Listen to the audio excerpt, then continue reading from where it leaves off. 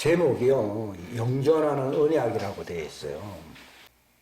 영존하는 언약이라는 말은 현 세대에만 적용되는 언약이 아니라 새하늘과 새 땅에 영원한 하나님의 왕국까지 다 포함된다는 의미가 이게 영존하는 언약이라는 거예요. 그러니까 새하늘과 새 땅은 영존한다는 말을 쓰지 않고 이것은 완전히 하나님의 신비의 어떤 수준이기 때문에 영원한 겁니다. 영원이라는 말은 하나님만이 쓸 수 있는 영혼이고요. 우리 인간들은 영존한다, 계속 끝까지 간다, 이런 개념이거든요. 영존한다는 말이 계속 진행된다는 의미가 있어요. 왜냐하면 천연왕국도 영원한 게 아니잖아요. 이 현 세상도 그렇고요. 근데 이 예수님께서 우리에게 알게 하시는 이 복음의 클라이막스 핵심이 뭔가 하면은 영원한 하나님의 왕국에까지 이르는 지금부터 계속 진행되고 있는 영존하는 이 하나님의 언약이거든요. 이 영존하는 언약의 핵심에 대해서 제가 이 시간이 허락하는 범위 내에서 말씀을 드리려고 합니다. 여기 창세기 한번 9장을 다 같이 읽겠습니다. 시작. 내가 너희와 더불어 내 언약을 세우리니 다시는 내가 모든 육체를 홍수에 물들러 멸하지 아니할 것이요 또 땅을 멸할 홍수가 다시는 있지 아니하리라. 하나님께서 이르시되 내가 나와 너희와 또 너희와 함께하는 모든 살아있는 창조물 사이에 제대로 영구히 맺는 언약의 증표가 이것이니라. 내가 내 무지개를 구름 속에 두노니 그것이 나와 땅 사이에 맺은 언약의 증표가 되리라. 내가 구름을 가져다가 땅을 덮을 때에 무지개가 구름 속에 보이면 내가 나와 너희와 또 모든 육체의 모든 살아있는 창조물 사이에 맺은 내 언약을 기억하리니 다시는 물들이 모든 육체를 멸하는 홍수가 되지 아니하리라. 무지개가 구름 속에 있으리니 내가 그것을 보고 하나님과 땅에 있는 모든 육체의 모든 살아있는 창조물 사이에 맺은 영존하는 언약을 기억하리라. 하나님께서 노아에게 이르시되 이것이 내가 나와 땅 위에 있는 모든 육체 사이에 세운 언약의 증표라 하시더라. 언약이라 했어요. 언약의 증표라 했어요. 증표는 비유라는 거지, 비유. 그러니까 노아와 맺은 언약은 진리의 언약이 아니고 증표의 언약이에요. 이건 하나의 예표적인 언약이라 그런 뜻입니다. 그러나 노아를 통해서 하나님이 거의 무지개 언약이라고 하는 이 증표를 보여주는 이 언약을 통해서 실제로 효력이 지속되는 진리의 왕국이 세워져요. 세워진다는 걸 미리 보여주는 거예요. 왜냐하면 그때가 오기 전에 미리 너희가 준비하게 하려고 증표를 보여주는 거예요. 그러니까 노아 당대에 이 물로서 세상을 심판했다는 말은요, 이게 무슨 말인가 하면 예수 그리스도가 오시게 되면은, 공중 재림하시게 되면은 세상을 하나님이 심판하게 된다는 것을 보여주는 거예요. 바로 예수님이 공중 재림을 가리켜서 무지개 언약이라고 하는 거예요. 무지개는 구름 위에 이렇게 펼쳐지는 것이잖아요. 이것은 뭘 예표하는 것인가 하면은 예수님의 공중 재림을 보여주는 거예요. 예수님이 부활하시고 50일째에 하늘로 올라가셨잖아요. 올라갈 때 구름이 덮여서 안 덮였어요. 덮여버린 이유는 이것은 완성이 아니고 아직도 재림이 남아있다는 걸 보여주려고 구름이 그를 가리어 보이지 않게 했습니다. 그러나 예수님이 이제 마지막 추수를 완성하시려고 공중에 나타나실 때에는 구름 사이에 무지개처럼 나타나야 안 나타나요. 나타날 때에 세상 사람들이 다 그를 보아서 안 보았어요. 다 봅니다. 세상 사람들이 왜 부들부들 떠는 줄 압니까? 이 세상 주인이 나타나서 안 나타났어요. 나타나는 거예요. 그러니까 무지개 언약은 노아 당대에 정말 어지러웠던 세상을 다 물로 멸해버리고 이제 새로운 세대가 열리듯이 바로 예수님이 공중 재림하시게 되면은 새로운 세상이 열려야 안 열려요. 예? 열린다는 것을 보여주는 언약이 노아에게 나타난 무지개 언약이에요. 근데 이게 단순히 무지개 언약이라고 옛날 일로 끝나는 게 아니라 요한이 예수님께서 너는 내 하나님의 왕국 이쪽 올라오라고 하셨을 때에 거기서 무지개를 보아서 안 보았어요. 보았다는 거예요. 그게 무슨 말인가 바로 노아 때 보았던 그 무지개는 하나의 예표적인 전표일 뿐이지만은 이것은 이제 완성이다. 이건 실제 상황이다. 예수님의 공중재림은 영원한 세상을 열어주시는 하나님의 영원한 언약 아니에요. 영원한 하나님의 언약. 복음이라고 하는 것은 이 세상에서 어떻게 하면 우리가 행복하게 살 것인가 하는 언약이 아니고 이 세상이 끝나고 정말 하나님의 즐거움이라 했어요. 우리의 즐거움이 아니고 나의 즐거움에 참여하라 했잖아요.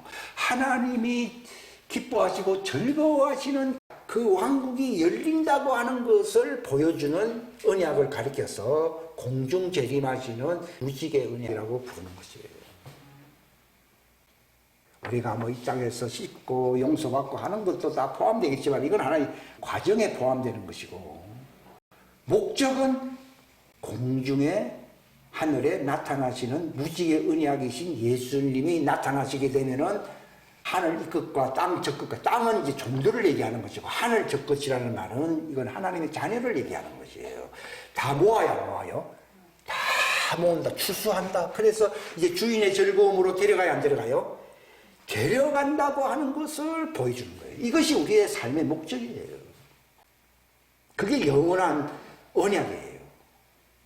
그러니까 요한계시록 10장에도 보게 되면은 요한 보고 이제 하늘에서 많이 보여줬어요. 많이 보여주고 끝난 게 아니라 이제 네가 천사들의 책에 있는 그 영원한 언약을 온 세상에 전파하라고 해서 안 했어요.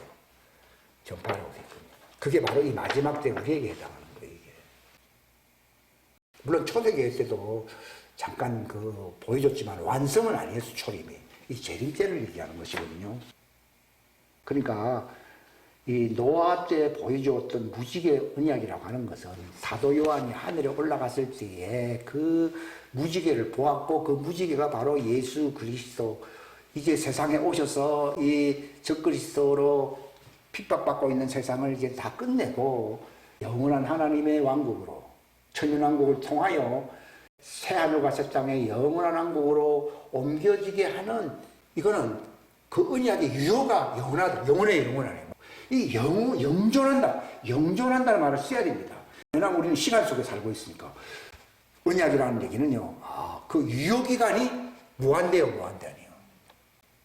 예수님이 세운 언약은 영원한 거예요. 그래서 영존하는 언약을 세우고, 복음 아니에요. 그분의 말씀을 지키게 되면은요, 우리 안에서 그 하나님의 왕국의 선하신 뜻이 이루어집니다. 그래서 예수님 자신이 영존하는 언약 아니에요. 언약이라는 거. 그 말 이해하시겠습니까? 자, 이사야 49장이 나옵니다. 자, 6절 다 같이 시작. 그분께서 또 이르시되 네가 나의 종이 되어 야곱의 지파들을 일으켜 세우며 이스라엘에서 보존된 자들을 회복시키는 것은 쉬운 일이다. 내가 또한 너를 이방인들의 빛으로 주리니 이것은 네가 땅끝까지 이르러 나의 구원이 되게 하려 함이라 하셨느니라. 이게 무지개 언약이요 아니요? 이게 바로 무지개 언약이요. 공중의 주님이 나타나서 자기 택한 땅에 속한 백성들과 하늘에 속한 자들을 다 끌어모으는 것은 예수님 입장에서는 어려운 일이요, 쉬운 일이요. 쉬운 일이요. 무엇보다도요. 십자가 달리는 것보다는 훨씬 쉬운 일이요. 그분이 힘들었다고 하면서 이 잔을 내게서 지나가게 해달라고 그분의 참 의인으로서 죄인처럼 죽는다는 것이 얼마나 힘들었겠어요. 그 고통을 멸시하셨다고 나오잖아요. 자, 8절 다같이 시작. 주가 이같이 말하노라. 받을 만한 때에 내가 네 말을 들었고 구원의 날에 내가 너를 도왔노라. 내가 너를 보존하고 너를 백성의 언약으로 주며 땅을 굳게 세우고 황폐하게 된 유산들을 상속하라. 즉 종들을, 땅이라는 말은 이 아브라함의 그 자녀들, 땅에 속한 자들을 다 구원해 주겠다는 것이에요. 하늘에 속한 자들은 이미 낙원했기 때문에 구원받은 거예요. 낙원에 들어간다는 말은 구원받은 걸 얘기하지만은 종들은 낙원에 들어가지 못하고 어디 있습니까? 땅 정도가 아니라 땅 밑에 지옥 옆에 뭐가 있어요? 아브라함 품에 있어요. 그래서 마지막 때가 되면은 무덤에 있는 자들이 내 음성을 들어야 안 들어요? 한다는 말이 그 말이에요. 요즘 사람들이 공동묘지 공동묘지 무덤을 얘기하는 게 아니라 지하에 있는 지옥 옆에 있는 아브라함 품도 무덤이거든요. 그걸 무덤에 있는 자들이 듣는다 그 말이에요. 육체는 무익한 거예요. 그 혼이 어디가 있어요? 아브라함 품이 그게 바로 무덤이에요. 무덤. 그 무덤이 언제 그걸 옮겨졌습니까? 예수님이 죽으셨을 때에 무교절 기간 동안에 땅 지하에 들어가 지하에 3일 3야를 있겠다고 했잖아요. 그 가서 뭐 했습니까? 옥이 있었거든요. 옥은 옛날에 율법이 있기 전부터 있었던 것이 옥이었잖아요. 거기에는 의인도 있고, 의인이 누굽니까? 에녹이라든지 노아라든지 그런 사람도 아브라함 품에 있는 게 어디 있어요? 옥에 있어요. 아브라함을 왜 택했는가 하면은 아브라함의 믿음을 가진 사람들이 구원을 받을 수 있도록 예비하는 장소가 아브라함 품이기 때문에, 그래서 아브라함 품에 가면은 아버지 아브라함이 가라사대 너는 이 땅에서 네 좋은 것을 받았고 그 말 했어야 했어요. 그 말 했잖아요. 그러니까 아브라함 때부터 생긴 거예요. 아브라함 품은. 그럼 옥은 언제부터 생겼습니까? 에녹 때 생긴 거예요. 에녹이 364세까지 살고는 죽었잖아요. 그 사람이 하늘로 올라가서 안 죽었다는데 그러면 향수였다는 말이 나온다는 말은 육체는 죽었는데 하나님의 아들은 육체만 죽지 영은 죽어야 안 죽어요. 안 죽잖아요. 그러니까 살았다는 말을 얘기해요. 하나님과 동행했고, 그가 바로 왜 하나님과 동행했습니까?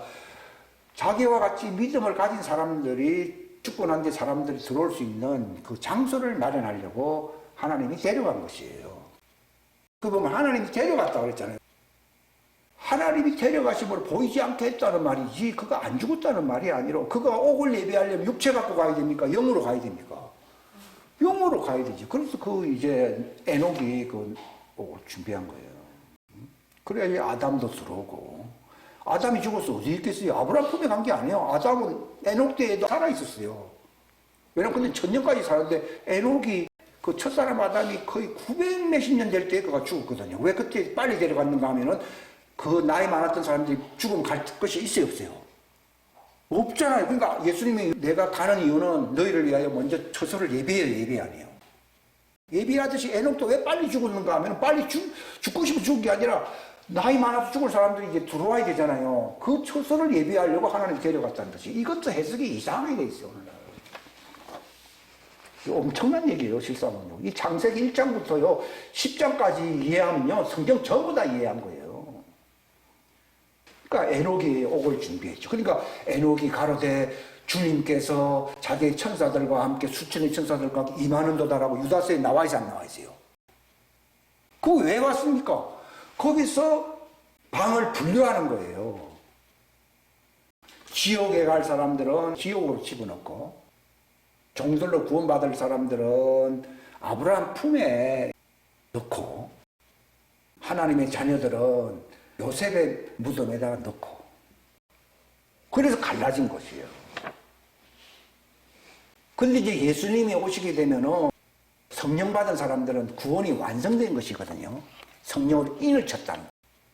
오늘 많은 사람들이 성령의 은사가 있다는데 그것은 종들도 은사를 받을 수 있어요. 대부분 그게 오해를 하고 있는 거예요. 성령의 인침 받았다는 내용은요, 예수님이 신부로 완성된 자들을 성령을 인을 쳤다는 의미지 은사가 있다고 해서 인친 게 아니에요. 옛날 사울 왕도 은사가 있었어요. 사무엘도 그랬고. 그러니까 예수님이 네가 오늘 이제 나와 함께 낙원에 있으리라 할 말은요, 요셉의 무덤에 있는 사람들을 데려가기 직전이거든요. 요셉의 무덤에 있는 사람들이 언제 나왔다고 되어 있습니까? 예수님 십자가 달려서 돌아가실 때에 요셉의 무덤이 열려서 안 열렸어요? 열렸는데 무덤이 많아요. 에녹도 무덤이고 요셉의 무덤도 무덤이고 그 다음에 아브라함 품도 무덤이에요. 왜 죽은 자들이 가니까? 그는 왜 죽은 자라고 하느냐? 부활체가 완성되지 않았기 때문에 죽은 자라고 얘기하는 거예요. 근데 예수님 만이 부활의 첫 열매가 됐을 때는 그분은 무덤으로 들어가지 아니하고 무덤을 분류시키면서 이제 자기처럼 부활체가 될 사람들은 낙원으로 데려가야 되거든요. 그러니까 성령을 받아 성령의 인침을 받아야 이 부활체가 완성이 되거든요. 그걸 신부의 완성이에요. 완성은 무덤에 안 가요. 그거는 낙원에 가요. 낙원은 신부 대기실이라는 뜻이에요. 신랑 입장 이제 하게 되면은 신부 입장할 거 아니에요. 그거 준비하려고 낙원에 딱 가 있는 거예요. 이들은 산자거든요. 영원히 죽지 않는다고 돼 있어요. 그러나 예수님까지는 아무도 영원히 살자로 부활체가 된 사람이 없거든요. 하나님의 아들이라 할지라도 낙원에 못 가고 어디 가 있는 거예요? 요셉의 무덤에 가 있는 거예요. 근데 이제 무덤에 있는 자들이 주님의 음성을 들을 때가 와야 하나요? 온다 그러니까 또 사람들은 예수님 재림 때는 요셉의 무덤이 있어요, 없어요? 없어요. 왜 그렇습니까? 요셉의 무덤에 있는 자들이 예수님이 십자가 달렸을 때 휘장이 찢어지면서 무덤의 문이 열렸어요, 안 열렸어요? 열렸다는 말이야. 지상 공동묘지 문이 열렸다는 말이 아니라 그 지하의 문이 나올 준비를 하고 있다는 얘기입니다. 그랬다가 예수님이 부활하시고 난 뒤에 부활하시고 그분이 첫 열매가 되고 난 뒤에 나와서 안 나왔어요. 나와가지고 오순절날 그들이 성령 인침 받을 수 있도록 거기에 들어간 거예요. 왜? 그들이 죽은 자였는데 성령의 인침을 받으면은 신부로서 완성되는 부활체, 예수님의 살아있는 부활체가 돼야 돼요. 그분의 몸이요 신부가 되잖아요. 하면은 어디로 가야 됩니까? 성령 인침 받으면 다시 요셉의 무덤으로 갑니까? 요셉의 무덤은 사라지고 낙원으로 갑니까? 낙원으로 가는 거예요. 요 이치를 아셔야 됩니다. 그러니까 지금은 요셉의 무덤이 없어요. 하나님의 아들이라고 하는 것은 성령의 인침을 받아야 예수님도 침례자 요한에게 침례를 받고 난 뒤에 성령이 내려오심으로 말미암아 이는 내 사랑하는 아들이다 라고 했지 그전에는 하나님의 아들이라고 칭한 적이 없거든요. 그러니까 그분이 하늘로 올라가는 것이 내가 유익함이라 그래서 성령이 오셔야 너희가 내 있는 곳에 올 수 있다라고 주님이 말씀하시잖아요. 그게 그 얘기예요. 그러니까 요셉 무덤 시대는 지나간 거예요. 지하에 남아있는 거는 또 열 무덤이, 어떤 무덤이 있어요? 아브라함 품의 무덤이 이제 열려야 될 때가 언제입니까? 14만 4천. 인을 칠 때에, 그들도 인을 받아야 돼, 안 받아야 돼요? 받아야죠. 그들은 인 안 받았잖아요. 성령의 인을 안 받았기 때문에 요셉의 무덤에서 나왔듯이, 아브라함 품에 있는 그 사람들이 천사의 인을 받으려고 이제 나오는 거예요. 이 천사의 인을 받게 되면 요엘의 군대로서 그들이 나타나거든요. 그들은 이미 육체는 갖고 있지 않아요. 그러나 그들이 천사의 인을 받고서는 육체의 그 이스라엘 사람들 14만 4천을 위해서 싸워요. 그러니까 그들이 거기서 그 보호를 받는 그 요엘서 그 2장에 보면 나와 있어요. 적그리스도의 군대와 싸우는 역사가 나와 있거든요. 싸우니까 요엘의 군대, 육체가 없으니까 뭐 얼마나 용감하게 싸우겠어요. 무서운 군대라고 그랬잖아요. 저기 땅 끝에서 온다고 그래 있잖아요. 땅 끝이 어디입니까? 그 무덤을 얘기하는 것이에요. 하늘 끝이라는 말은 낙원과 관련된 것이고. 성경의 표현이 그게 뭐 적당하게 표현한 것이 아니에요. 정확하게 표현되어 있는데 요엘의 군대가 거기서 열리는 거예요. 미가서 2장 또 13절에 보게 되면은 그 무리들이 새 예루살렘 성에 막 들어갈 수 있도록 막 역사네요. 육체 가진 사람들이 새 예루살렘 성이 내려와 저 이스라엘에 올 거 아니에요. 거기 가려고 그러면 힘들잖아요. 그러니까 천사의 손에 받들려 가듯이 그들이 바로 요엘의 군대로서 꽉 이끌고 앞에는 누가 섰습니까? 예수님이 서시고는 그 새 예루살렘 성에 막 들어가는 겁니다. 이야, 굉장하더라고요. 굉장한 역사가 남아있어요, 지금. 예수를 3번씩이나 모른다고 해요. 베드로가 그가 그렇게 큰 소리 칠 수 있는 건 성령만 받은 게 아니라 이미 요셉의 무덤에서 나온 자들이 이미 성령을 인침을 받고서는 하늘로 올라가기 전에 그들과 함께 역사인 거예요. 오순절날 베드로가 설교했잖아요. 역사에 버리니까 막 돌아오듯이요. 이 마지막 때에 종들이 보호받고 새 예루살렘에 막 들어가는 길에 누가 협조하겠어요? 요엘의 군대가 역사한다는 거예요. 얼마나 신비로운 겁니까 이게. 그죠? 이사야도 나오고 엘리야도 나오고 모세도 나오고 얼마나 굉장하겠냐고요. 그 역사가 남아있다는 것을 보여요. 그러니까 그들이 첫째 부활로서 새 예루살렘 성에 들어가게 되면은 그리스도의 신부였던 공중휴거였던 자들을 만나야 안 만나요? 만나는 거예요. 그러니까 어떻게 되는가 하면요. 예수님이 올라가실 때 걱정하지 말아라. 이제 잠시 후라는 말 2000년인데 나를 볼 것이다 한 것처럼 두 정인 가운데서 하나님의 아들들 신부들이 있잖아요. 신부들이 내가 하늘로 올라갈 것이다 라고 얘기를 한답니다. 그때까지 그 사람들은 모른답니다. 그들은 휴거라는 걸 잘 모르니까 이제 땅으로 내가 내려올 때에 너희를 만날 것이다. 마치 예수님이 내가 가지만은 내가 다시 올 것이다 한 것처럼요. 신부들도 내가 하늘로 올라가지만은 하늘 예루살렘이 땅으로 내려와야 안 내려와요. 지상 예루살렘 내려올 때 너희를 볼 것이다 이렇게 얘기를 합니다. 그러나 종들이 그걸 들을 때 그걸 믿겠습니까? 못 믿는데만 하늘로 올라가는 걸 보잖아요. 그러니까 맞다. 그들이 올라간 그곳에 우리도 들어가기 위해서 그들이 다시 3년 후에 내려와야 안 내려와요. 내려온다 하면서 그들이 3년을 견디는 거예요. 왜냐하면 예수님이 그 말 안 했으면 제자들이 예수님 가버리니까 다 실망하고 다 나가버릴 수가 있어요. 그런 것처럼 아무리 광야로 간다 그러지만 또 다시 내려올 것이다 라고 하는 이 복음을 알려줌으로써 그들이 기다렸다가 지상 예루살렘으로 들어가는데 우리나라 같은 사람이 저기 이스라엘까지 가려면 멀잖아요. 근데 요엘의 군대와 천사들이 인을 쳤으니까 그 다음에 예수님이 나타나서 다 끌어야 안 끌어요. 이 땅끝에서 저 땅끝까지 모아야 안 모아요. 쫙 모아가지고 어디로 데려갑니까? 새 예루살렘 성 안으로 들어갑니다. 그래서 14만 삭전이 하늘에 새 예루살렘 들어갔다는 그 증거가 뭡니까? 그들이 보좌 앞에서 예수님을 섬겨 안 섬겨요? 보좌는 땅에 있어요? 새 예루살렘 성 안에 있어요? 새 예루살렘 성 안에 있어요. 그들이 새 예루살렘 성 안에 들어갔다는 것이 요한계시록 7장에 보면 나오잖아요. 7장에 인을 맞고 그들이 이제 흰옷을 입고서는 보좌 앞에 섰다고 나오잖아요. 그러면서 구원하심이 주님께 있나? 그렇지. 그때 그들이 구원받는 거예요. 하나님의 자녀는 성령 안에서 구속을 받았고 그러니까 하늘로 올라가고 그들은 표를 갖고 있어요. 갖고 있기 때문에 죽은 자잖아요. 여전히. 그러니까 무덤에 들어가는 거예요. 무덤은 죽은 자가 가는 거죠. 들어갔다가 언제 그들이 살아납니까? 천사들이 인을 칠 때 그들이 살아나. 천사들이 인을 치면서 광야로 그들을 이제 기름을 그 다섯 처녀가 너희가 파는 곳에 가서 살아 그랬잖아요. 이제 그때 그들이 살아나는 거예요. 살아났을 때에 그들이 새 예루살렘 성에 들어가서 구원하심이 하면 그때 구원받았다는 얘기예요. 구원하심이 그 보좌와 주님께 있다 하면서 막 찬양을 드리잖아요. 그때 구원받은 거예요.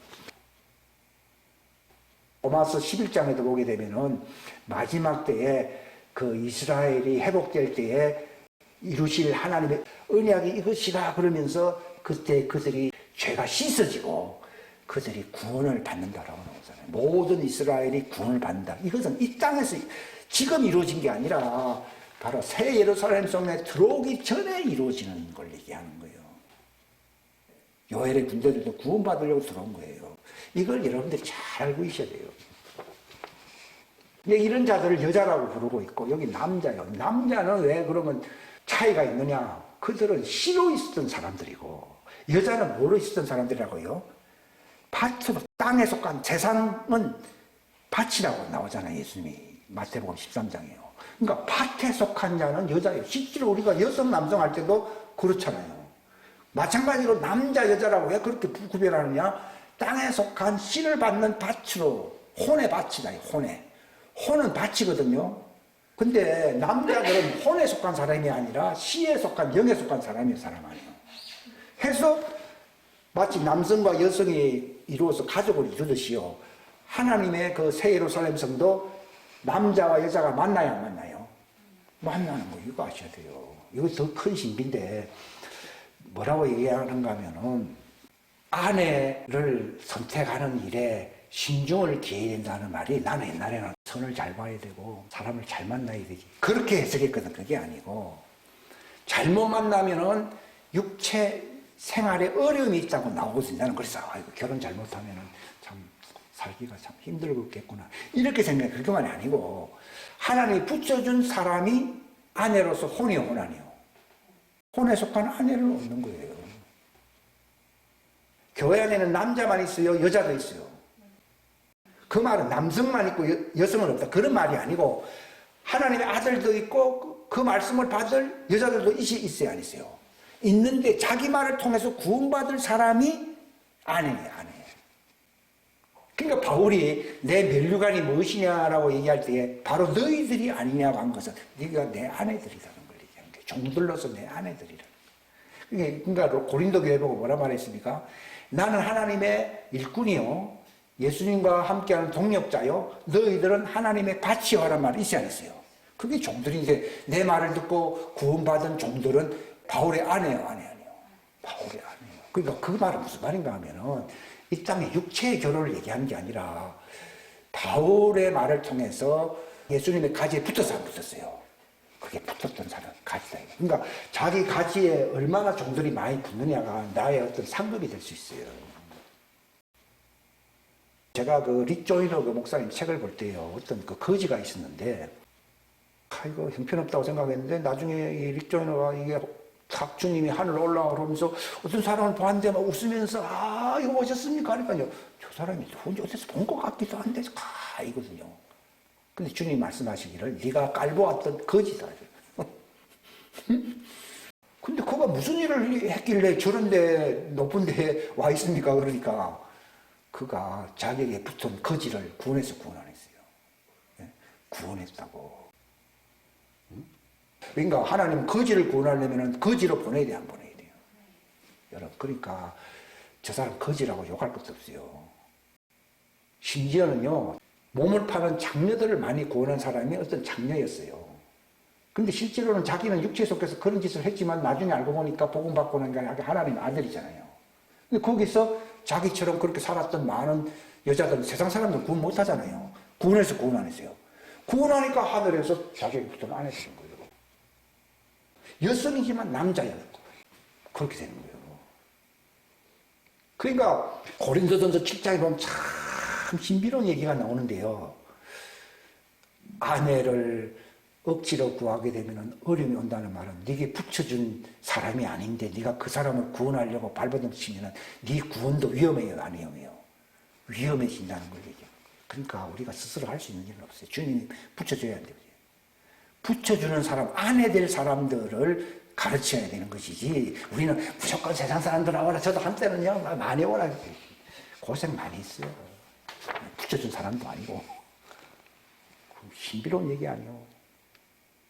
그러니까 내가 남자라고 하는 것은요 아내를 적어도 한 명은 얻을 수 있어야 돼. 이 거지는 그런 사람이 몇 사람이니까 거지 한 사람이라든가 두 사람이라든가 구원했느니라. 그러니까 나는 육체로는 부모에게 태어났어요. 그 혼의 DNA 남자는 그 혼은 다 하나님께로부터 와야 하나요? 그러니까 내가 자식을 낳아도 이거 내 새끼라 해야 됩니까? 이거 육체만 그릇으로 난 것뿐이지 하나님의 혼이든 영이든 와야 돼, 안 와야 돼요? 와야 되거든요. 거기서 남자와 여자가 구별되는 거예요. 심지어는 어떤 집안에는요 가인의 후예도 들어와요. 예레미야 32장인가 보면은 내가 짐승의 씨, 곧 사람의 씨를 가인의 후예를 보낸다고 나오잖아요. 지금 이 세상이 그래야 안 그래요? 옛날에는 그런 사람들이 없었는데 요즘 보면 이상한 사람들 많죠? 그게 하나님이 마지막 때에 추수하기 위해서 추수하는 탈곡기가 있어야 되거든요. 탈곡기로서 가인의 후예들을 하나님 보내야 안 보내요? 보내는 거예요. 그때는 환란이고 적그리스도는 탈곡기잖아요. 적그리스도는 아담의 후예 중에 누굽니까? 가인의 후예잖아요. 그러니까 순교자들도 나오는 거예요. 예수님 당시에도 십자가에 못 박아서 하면서 대제사장부터 가인의 후예들 아니요. 그죠? 가인의 후예 때문에 예수님이 십자가에 죽을 수 있었기 때문에 구속사가 완성된 것이지 전부 착한 사람들만 있으면 예수님 못 죽죠. 그러니까 가인의 후예가 있는. 내가 사망도 창조하고 생명도 창조하고 빛도 창조하고 어둠도 창조하고 어둠이나 사망이라는 것은 다 가인의 후예를 얘기하는 거예요. 그게 있어야 순교도 당하고 죽어서 우리가 예수님처럼 첫째 부활에 참여하네요. 참여할 수 있지. 전부 착한 사람들만 있어가지고 내가 행복하게 살다 보면요. 그런 사람은 안 나옵니다. 청소부가 있어야 되잖아요. 예? 적그리스도가 등장하는 것에서 두려움을 가질 이유가 없는 것은요. 추수하기 위해서 탈곡기를 쓰려고 적그리스도를 세워야 안 세워요? 세우는 것이지 야, 아이고, 하나님 너무하십니다. 아이고, 이렇게 힘든 세상을 이렇게 허락하신 그게 아니라 적그리스도로서 빛에 속한 자와 하나님을 사랑하는 자와 적그리스도의 빛을 자를 구별하네요. 구별해가지고서 이제 사단에게 속한 자는 육체에 속한 자 다 집어먹는다 그랬잖아요. 흙을 정신적으로 먹는다 그랬잖아요. 그게 다 집어갈 사람은 가고 여기서 이제 도망치고 이제 하늘로 올라간 사람들은 따로 추수하려고 적그리스도를 세운 것이지 적그리스도가 없으면은 추수가 안 되는 거예요. 탈곡기가 얼마나 날카로운 이빨이 이렇게 들어가 있습니까? 그걸 돌릴 때 들어갈 때 껍데기는 날아가 버리고 안에 알곡만 이렇게 밑에 싹 소복이 쌓이잖아요. 그런 것처럼 이 적그리스도로 말미암아 알곡과 나가리들을 싹 구별해내는 거예요. 그러니까 겁날 거 하나도 없어요. 청소부로 하나님 보냈는데 그거는 구원 못 받을 쭉정이들과 껍데기들이 무서운 것이지 내가 알곡이든지 아니면은 신부가 되면요 그거 상관없어요. 나는 몰랐을 때 나도 야 무섭다 생각을 옛날에 많이 했거든요. 근데 알고 나면 진리를 알지니 어때요? 진리가 나를 자유케 한 거예요. 자, 마태복음 24장 시작. 그 날들의 환란 뒤에 즉시 해가 어두워지며 달이 자기 빛을 내지 아니하고 하늘이 하늘에서 떨어지며 하늘의 권능들이 흔들리라. 여기까지요. 이 사람들이 많은 사람들이 생각할 때요. 아이고 뭐 달빛이 어떻게 되고 뭐 하늘에서 별이 막 떨어진다 그러고 물론 그런 비슷한 정상은 보일 수가 있는데 이것은 그런 얘기가 아니고요. 해가 어두워진다는 말은 복음의 이제 빛이 쇠하여진다는 것을 얘기하는 거예요. 지금 보면은 다른 복음 전하고 복음이 쇠하여져서 안 쇠해요. 굉장히 쇠하여지지. 그러니까 많은 변절자들이 나오잖아요. 나오고 다른 선지자고 별은 뭐라고요? 제사장. 여기 제단 밑에서 회개하고 하는 사람들을 얘기하는 것이거든요. 이 사람들의 신앙이 약해져 안 약해져요? 약해진다는 말이 해가 어두워지고 자연히 복음의 강도가 약해지게 되면은 달이 빛을 내지 않게 되고 별들이 하늘에서 떨어지며 하늘의 권능들이 흔들린다 이렇게 표현하는 거예요. 이게 그 징조로서 지금 뭐 달이 뭐 붉은색으로 변하고 뭐 별이 뭐 별똥별이 떨어졌다 이건 하나의 정상이지 실제 상황은 그게 아니고 아직 교회 다니는 사람들이 이제 계시를 받지 못하고 흑암 속에 들어간다. 별이 빛을 발하지 못한다. 이런 얘기예요. 그러니까 구원받으려면 달이 빛을 발하야 되고 별이 떨어지면 안 되죠. 별이 떨어진다면 쭉정이가 된다는 말이거든요. 그런 일이 나타난다는 거예요. 근데 그런 때가 오게 되면은 30절 다 같이 시작.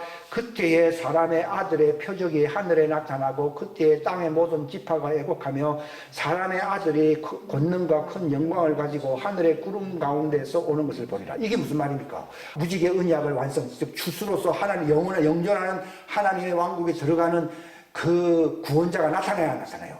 나타난다는 것을 얘기하는 거예요. 아까 창세기 9장의 해석이 이건 하나 예표고 그것이 실상은 마태복음 여기 24장 30절입니다. 예? 이건 실상이고 아까 읽었던 창세기 9장은 예표고 이게 무지개 언약입니다. 그 다음 31절 시작. 그가 큰 나팔 소리와 함께 자기 천사들을 보내리니 그들이 그의 선택받은 자들을 하늘 이 끝에서 저 끝까지 사방에서 함께 보내. 사방은 땅을 얘기하는 거죠. 하늘 이 끝에서 저 끝까지 쫙 추수한다 이 말입니다. 이것은 추수를 얘기하는 것입니다. 예? 예. 먼저는 하늘이고 그 다음에 사방. 이 사방이라는 것은 땅을 얘기하는 것이거든요. 모은다는 것입니다. 자, 이것을 예수님이 언제 또 얘기하시는가 하면 26장 시작. 예수님께서 잠잠하시거늘 대제사장이 응답하여 그분께 이르되 내가 너로 하여금 살아계신 하나님을 두고 맹세하게 하노니 내가 하나님의 아들 그리스도인지 우리에게 말하라 하며 다같이 시작. 예수님께서 그에게 이르시되 내가 말하였느니라. 그럴지라도 내가 너희에게 이르노니 사람의 아들이 권능의 오른편에 앉아 있는 것과 하늘의 구름들 가운데로 어떻게 해요? 오는 것을 이후에 너희가 보리라. 이게 하늘 무지개 추수하려고 하늘 이끝 저끝 그 다음에 땅 사방에서 모아야 모아요. 모은다는 말은 이거는 변치 못할 진리이기 때문에 예수님 십자가에 죽기 직전에도 이 말을 하신 거예요. 이것 때문에 오셔서 안 오셨어요. 오신 것이거든요. 이걸 말을 한 거예요. 우리가 왕국 복음에서 이 하늘의 주님이 나타난다. 왜 나타나느냐? 하늘 이 끝과 그 다음에 땅 사방에서 그들을 모으려고 나타난다. 그들은 이제 추수가 끝났기 때문에 그 추수되지 못한 사람들은 애곡해요. 애곡하네요. 애곡할 수밖에 없어요. 자, 이것을 또 자세하게 누가복음에 얘기하고 우리 그냥 쭉 읽읍시다. 시작. 그분께서 제자들에게 이르시되 날들이 이르리니 그때는 너희가 사람의 아들의 날들 중 하루를 보고자 하되 그것을 보지 못하리라. 그들이 너희에게 이르되 여기를 보라 혹은 저기를 보라 해도 그들을 따라가지 말며 그들을 따르지도 말라. 번개가 하늘 아래 이쪽에서 번쩍이며 하늘 아래 저쪽까지 빛을 내는 것 같이 사람의 아들도 자기 날에 걸어요. 그게 중국에 나타났다, 미국에 나타났다, 이게 다 거짓말이고 바로 공중에 나타날 때는 번개같이 나타나잖아요. 쫙 나타나는 거예요. 번개같이요. 이게 공중제일, 무지개 언약, 즉 추수로서 하나님의 왕국을 완성하는 언약을 무지개 언약이라고 부르는 거예요. 무지개 언약의 핵심이 이것입니다. 추수 언약입니다. 추수 언약. 이것은 영존하는 언약이잖아요. 이 34절 시작. 내가 너에게 이르노니 그 밤에 두 남자가 한 자리에 누워있을 터인데 하나는 붙잡혀가고 다른 하나는 남겨질 것이요. 이거는 지상에서 모으겠다는 것이고 하늘로 갔다는 얘기는 하늘 이 끝에서 모은다는 말입니다. 데려갔다는 말은요. 두 여자가 함께 맷돌을 갈고 있을 터인데 하나는 붙잡혀가고 이거는 하늘 저 끝에서 모은다는 걸 얘기하는 것이고 다른 하나는 남겨진다는 말은 땅 사방에서 모은다는 걸 얘기해요. 시간 차이가 있어요. 그 두 번째 나오는 거예요. 만약에 시간차가 없으면 동시에 얘기해야지. 남자와 여자가 다 함께 모일 것이면 이렇게 얘기해야 될 건데 왜 남자와 여자를 구별하느냐. 하늘에서 모을 자와 땅에서 모을 자를 구별한다는 것입니다. 자, 35절 시작. 두 여자가 함께 맷돌을 갈고 있을 터인데 하나는 붙잡혀가고 다른 하나는 남겨질 것이며 두 남자가 들에 있을 터인데 하나는 붙잡혀가고 다른 하나는 남겨지리라. 이건 구원 못 받는다는 말이 아니에요. 땅 사방에서 모을 자들과 하늘 이 끝에서 모을 자들이 다르다는 것입니다. 요걸 얘기하는 거예요. 지금 잘못 해석하고 있어요. 아니, 사람이 두 사람만 있습니까? 세상 사람들은 이 두 사람 중에 끼지도 못합니다. 여기 둘이라고 표현했으면 두 증인이어서 증인 아니에요. 두 증인인데 같이 가는 게 아니라 한 증인은 하늘로, 한 증인은 땅에서 모은다 이 말이에요. 자, 로마 사도행전 1장으로 넘어가겠습니다. 아까 얘기했습니다. 구름 타고 오신다는 걸요. 고린도전서도 넘어갑니다. 여기도 이제 공중으로 휴고당하는 걸 보여줍니다. 계시록 1장 7절 뒤에 있습니다. 다 같이 읽겠습니다. 시작. 보라 그분께서 구름들과 함께 오시느니라. 모든 눈이 그분을 보겠고 그분을 찌른 자들도 볼 것이요 땅의 모든 족속들이 그분으로 인하여 송곡하리니 참으로 그러하리로다.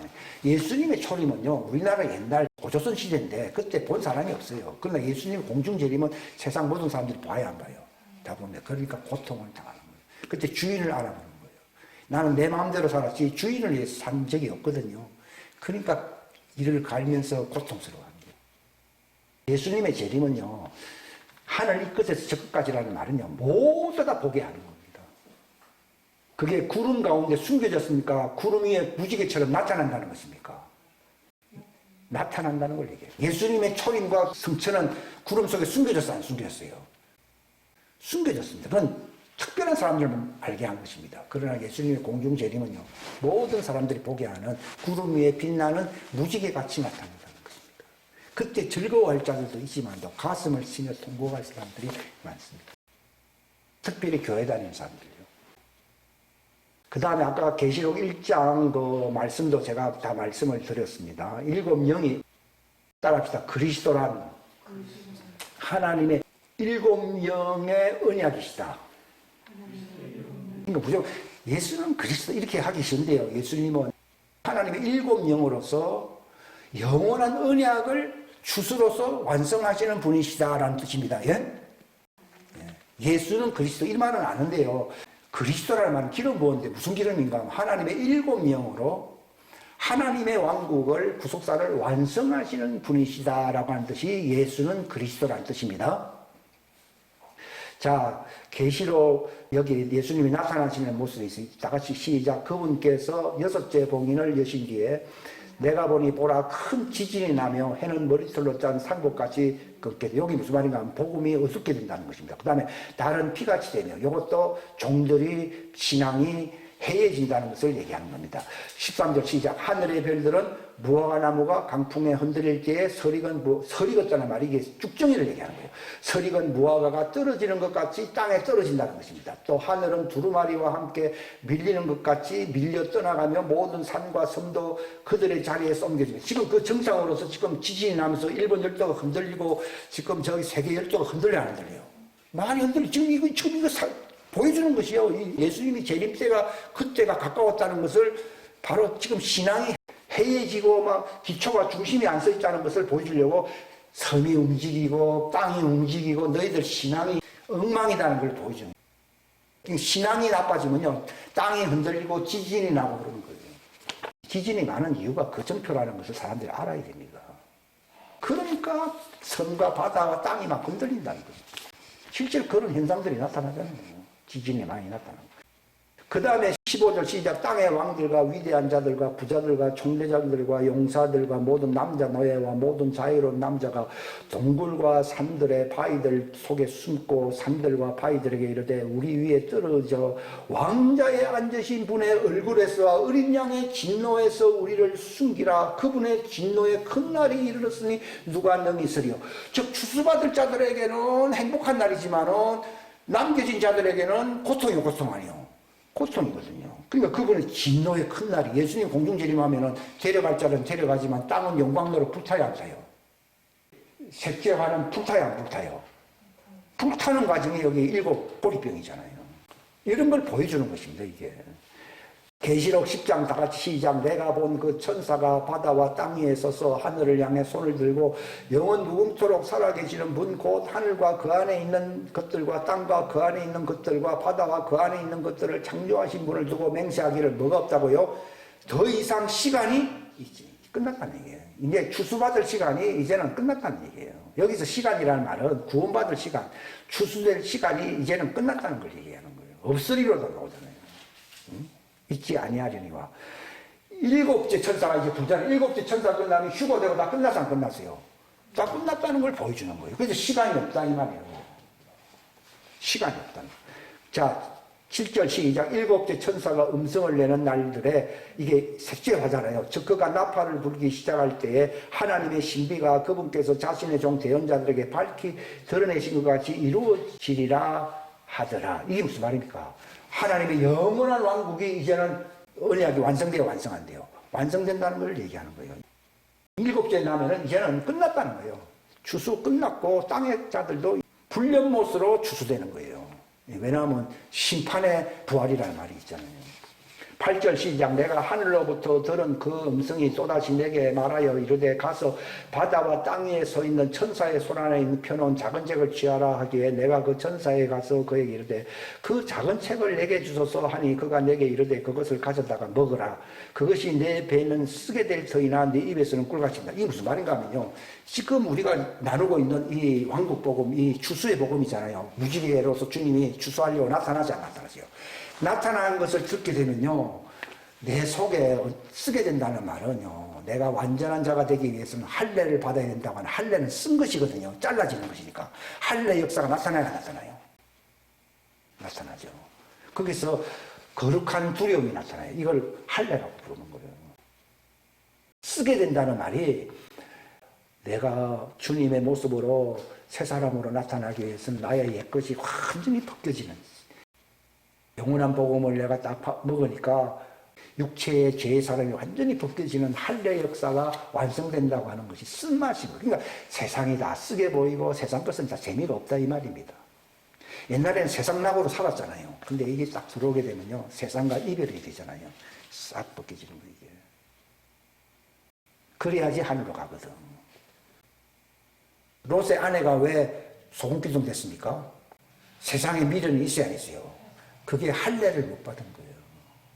영원한 이 무지개 언약의 말씀을 알게 되면은, 이 영원한 언약이잖아요. 이걸 알게 되면은 내 속에 옛사람, 육의 사람과 이별되는 할례의 역사가 나타난다는 거예요. 그 쓰게 되니까 육신과 관련된 뭐 이런 것들이 다 맛이 가버려 안 가버려요. 맛이 가버렸다 이 말이에요. 또 그렇게 되어야 추수가 됩니다. 또 거기에 시작.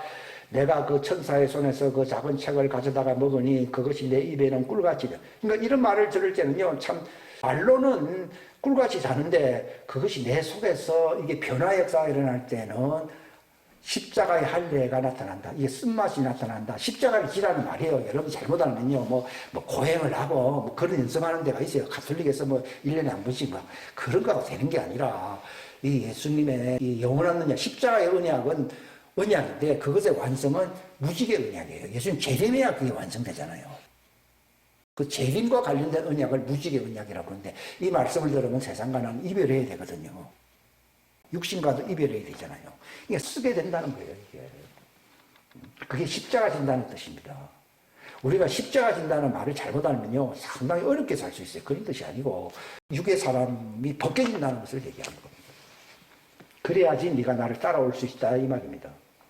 그러면서 11절에 다 같이 그가 내게 말하기를 네가 반드시 많은 백성과 민족과 언어와 왕들 앞에서 이거 왜 네 가지로 표현하는가 하면 이 세상 사방이라면 네 가지잖아요. 사방을 표시하려고 항상 네 가지 표현한다. 이게 땅에 속한 것을 표현할 때는 네 가지로 표현합니다. 그냥 뭐 백성에게 전한다 하면 되는데 왜 백성이나 민족이나 뭐 비슷하다네. 백성과 민족과 언어와 왕들. 왜 하필 또 왕까지도 끼어들었습니까? 이게 네 가지 악어를 맞춰가지고 사방이라는 것을 표현하려고 성경은 이게 하늘 언어로 표현을 하는 겁니다. 이게. 하나님의 은혜 표현할 때 5가지로 표현을 하는 경우가 많아요. 그런 것처럼 이거는 하늘 왕국의 표현 방식이에요. 자, 마지막 19장 시작. 또 내가 하늘이 열린 것을 보니 보라 흰말이라 그 위에 사신 분은 신실하시니 참되시니라 불리더라. 그분은 의로 심판하며 전쟁을 하시느니라. 그분의 눈은 불꽃 같고 그분의 머리 위에는 많은 관이 있으며 그분께 기록된 한 이름이 있었으니 그분밖에는 아무도 그것을 알지 못하더라. 또 그분께서 피에 담근 옷을 입으셨는데 그분의 이름은 하나님의 말씀이라 불리느니라. 하늘에 있던 군대들이 희고 깨끗한 고운 아마포 옷을 입고 흰말을 따고 그분을, 이거 신부입니다. 신부 흰아마포. 왜냐하면 하늘에서 이미 예수님과 함께 재림을 땅으로 내려오니까요. 다 15절 시작. 그분의 입에서 예리한 금이 나오는데 그분께서 그 금으로 민족들을, 여기 땅에 있는 적그리스도 민족들을 친다는 것입니다. 치시고 철장으로 그들을 다스리시리라. 또 그분께서는 전능자 하나님의 맹렬한 진노의 포도즙 틀을 밟으시며, 이렇게 나와 있습니다. 이거 지상재림의 모습을 영전하는 무지개 언약을 달성하려 신부들과 함께 내려오시는 것을 말씀하는 것입니다. 우리 다 같이 기도하겠습니다. 하나님 아버지 감사합니다. 혹 잘못 표현된 것이라 할지라도 깨닫게 하사 우리로 하여금 그 진리 가운데로 우리가 인도받음으로 자유함을 누릴 수 있게 하여 주시고, 하나님 모든 이와 관련된 이 영원한 무지개 언약의 진리가 우리의 삶 속에 각인되게 하시고, 실망하고 좌절하거나 낙담하지 않게 해주시고, 아담의 후예들을 만드신 분이 또한 그리스도 안에서 그 시의 아들로 창조한 분들도 있다는 것을 인정하게 하시옵소서. 땅 위에서 우리가 여성만을 인정하는 게 아니라 남성도 인정해야 되듯이, 하나님의 왕국도 여자만 인정할 것이 아니라 아담의 후예만 인정할 것이 아니라 그들을 접붙여 줄 그 역할을 해야 할 남자인 자들이 있다는 사실을, 하나님의 왕국에는 우편과 좌편이 있다는 사실을 알게 하시옵소서. 우리로 하여금 우리의 관점에서 이 마지막 때를 이해하는 것이 아니라 하나님의 입장에서 밝혀내신 이 하나님의 왕국의 은혜로 우리가 이해할 수 있도록 축복하심으로써 우리가 정말 그날을 위하여 준비되며 예비할 수 있는 지혜롭고 슬기로운 자들로 준비되게 하여 주시옵소서. 겸손과 순종만이 그 왕국에 참여할 수 있는 기초가 되오니, 땅이 흔들리고 바다가 움직일지라도 시편 46편에 기록된 바와 같이 그분의 말씀을 순종하고 지키는 자들은 전혀 요동함이 없을 것이라. 북쪽에 있는 그 하나님의 도성 새 예루살렘 성이 우리를 도울 것이라고 말했습니다. 하나님이 놀라운 그 왕국의 영원한 복음의 언약의 진리를 깨달을 수 있도록 우리를 인도하시옵소서. 함께하여 주시기를 간절히 바라옵고 예수님의 이름 받들어 기도하옵나이다.